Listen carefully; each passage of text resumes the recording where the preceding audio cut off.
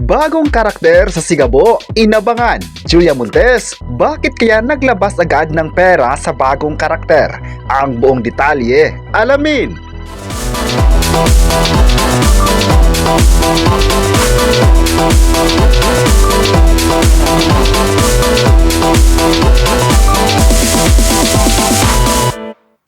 Ngayong July 1, 2026, never nagtanim ng galit ang kapamilya teleserye king na si Coco Martin sa dating niyang karelasyon na si Catherine Luna.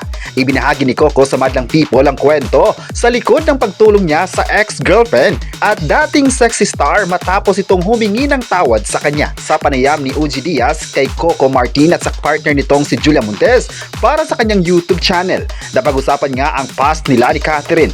Naging malaking issue noon sa mundo ng showbiz nang sabihin ni Catherine Luna na si Coco ang tatay ng kanyang anak. But it turned out, nagsinungaling ang actress hinggil dito dahil base sa resulta ng DNA test na patunayan na hindi anak ni Coco Martin ng bata. Sa isang episode ng YouTube channel ng broadcast journalist at news anchor na si Julius Babaw, humingi ng tawad si Catherine Luna kay Coco. Ayon pa sa naging pahayag ng actor at direktor, nung pinanood daw nila si Kat, na-touch talaga daw sila lalo na nung humingi ito ng sorry. Sino ba naman daw siya na humingi ang tao ng tawad sa lahat kahit masakit ito? Mas na-hurt daw ang lula niya sa mga sinabi noon ni Catherine Luna laban sa kanya, kaya nung nagdesisyon siyang tulungan ang kanyang ex-partner, kinausap muna niya ito.